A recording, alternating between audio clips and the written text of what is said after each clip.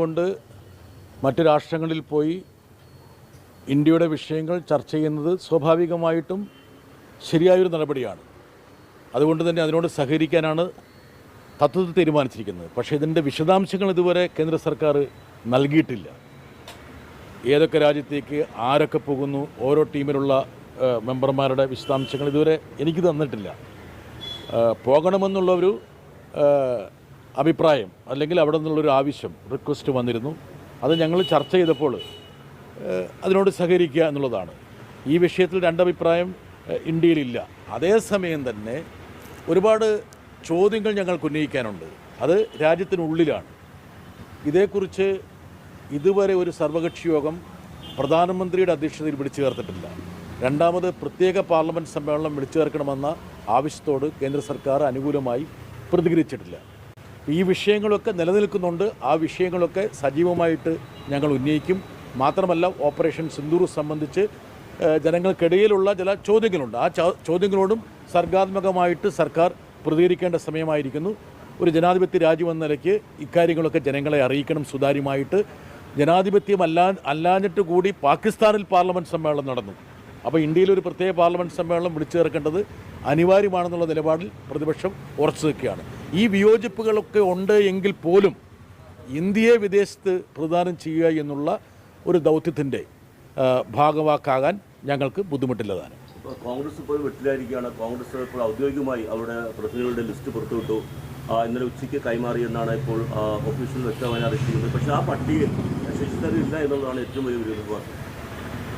കോൺഗ്രസിൻ്റെ ഒരു ആഭ്യന്തര കാര്യത്തെക്കുറിച്ച് ഞാൻ അഭിപ്രായം പറയുന്നതിൽ ഒരു ന്യായമില്ലായ്മയുണ്ട്.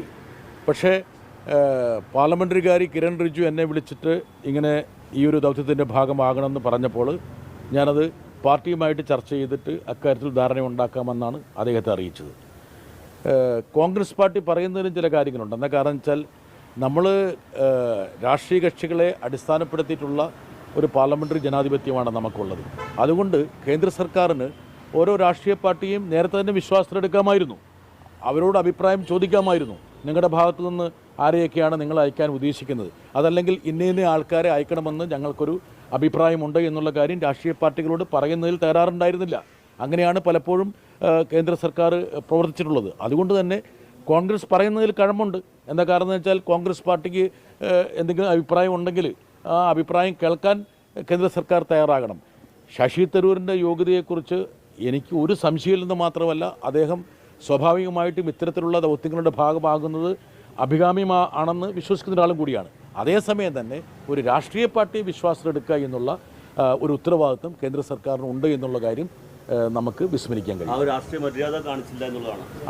ആ ഒരു രാഷ്ട്രീയ പോരായ്മ അതിനകത്തുണ്ട്. എന്താ കാരണം എന്ന് വെച്ചാൽ ഇപ്പോൾ ഒരു സംയുക്ത പാർലമെൻ്ററി സമിതി രൂപീകരിക്കുന്നു. ആ രൂപീകരിക്കുന്ന സമയത്ത് രാഷ്ട്രീയ പാർട്ടികളോടാണ് കേന്ദ്ര സർക്കാർ ചർച്ച ചെയ്യാറുള്ളത്. നിങ്ങളുടെ പ്രതിനിധികളെ വിട്ടുതരണം, ഒരാൾ രണ്ടാൾ എന്ന് പറയുന്നത് സാധാരണ അങ്ങനെയാണ്. ഇപ്പോൾ ഈ ഒരു ദൗത്യത്തിന് അതിൻ്റേതായ സ്കില്ല് വേണം, അല്ലെങ്കിൽ ഡൊമൈൻ എക്സ്പെർട്ടൈസ് വേണമെന്നൊക്കെ കേന്ദ്ര സർക്കാർ പറയുന്നുണ്ടെങ്കിൽ തന്നെയും അക്കാര്യങ്ങൾ രാഷ്ട്രീയ പാർട്ടികളെടുത്ത് കൺവേ ചെയ്യായിരുന്നു.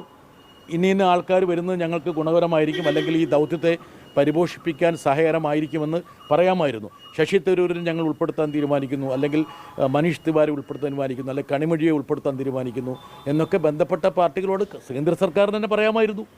അപ്പോൾ